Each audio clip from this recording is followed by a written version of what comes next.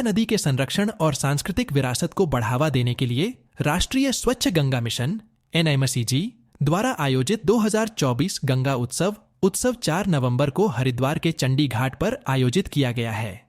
यह वार्षिक कार्यक्रम, जो नदी को भारत की राष्ट्रीय नदी के रूप में चिह्नित करता है, गंगा बेसिन के 129 जिलों में भी मनाया जाएगा, जिसमें नदी की स्वच्छता और संरक्षण के बारे में जागरूकता बढ़ाने के उद्देश्य से स्थानीय गतिविधियां शामिल होंगी।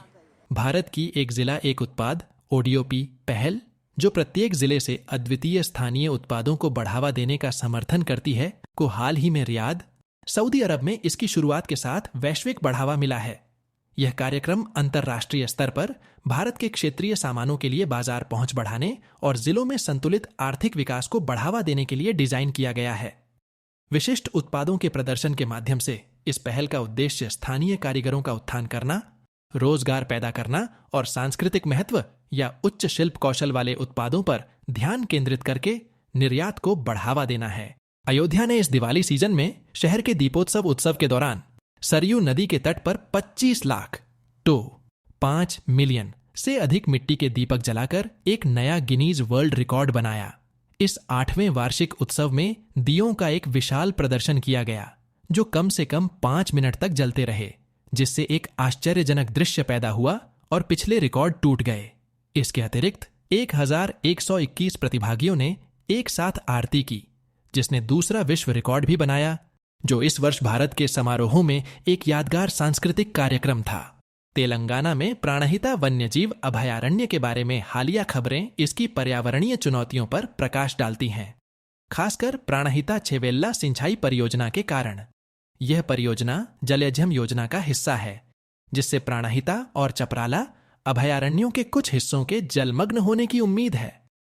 नियोजित बांध और इसके जलाशय हजारों हेक्टेयर को कवर कर सकते हैं, जिससे महत्वपूर्ण बाघ गलियारे, जलीय जैव विविधता और वन पारिस्थितिकी तंत्र प्रभावित होंगे, जिन पर स्थानीय वन्य जीव निर्भर हैं।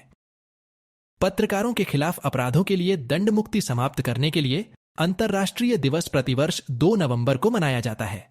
इस दिन की स्थापना 2013 में संयुक्त राष्ट्र महासभा द्वारा संकल्प ARIS ईक्सट्याट 153 के माध्यम से की गई थी, जिसमें सदस्य राज्यों से संस्कृति का मुकाबला करने के लिए कार्रवाई करने का आग्रह किया गया था। पत्रकारों के खिलाफ हिंसा और अपराधों को लेकर दंड मुक्ति का मामला।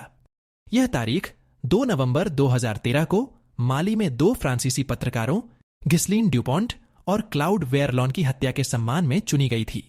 हाल ही में भारतीय शतरंज ग्रैंड मास्टर अर्जुन एरिगैसी ने लाइव रेटिंग में 2800 एलो का आंकड़ा पार करने वाले केवल दूसरे भारतीय खिलाड़ी बनकर इतिहास रच दिया।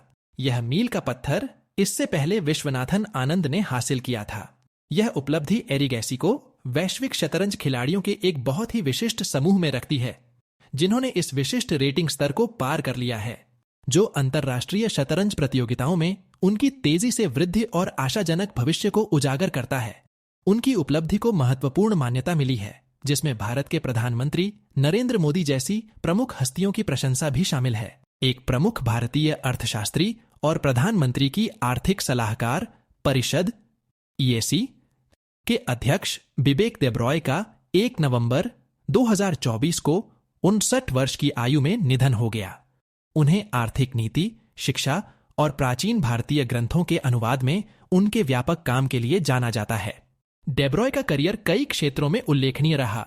उनके योगदान में आर्थिक रणनीतियों को आकार देने में महत्वपूर्ण भूमिका के साथ साथ महाभारत और भगवद गीता जैसे प्रतिष्ठित ग्रंथों का अनुवाद करना उन्हें समकालीन पाठकों के लिए सुलभ बनाना शामिल था। भारत के राष्ट्रीय आपदा प्रबंधन प्राधिकरण NADMI का 20वां स्थापना दिवस 28 अक्टूबर 2024 को नई दिल्ली में मनाया गया। केंद्रीय गृह मंत्री अमित शाह ने इस कार्यक्रम का नेतृत्व किया, जो व्यवहार परिवर्तन के लिए जागरूकता के माध्यम से आपदा जोखिम न्यूनीकरण के लिए समुदायों को सशक्त बनाना विषय पर केंद्रित था। हाल ही में भारत में राष्ट्रपति भवन, सांस्कृतिक केंद्र और अमृत उद्यान में प्रतिष्ठित कोणार्क व्हील की 4 प्रतिकृतियां स्थापित की गई हैं।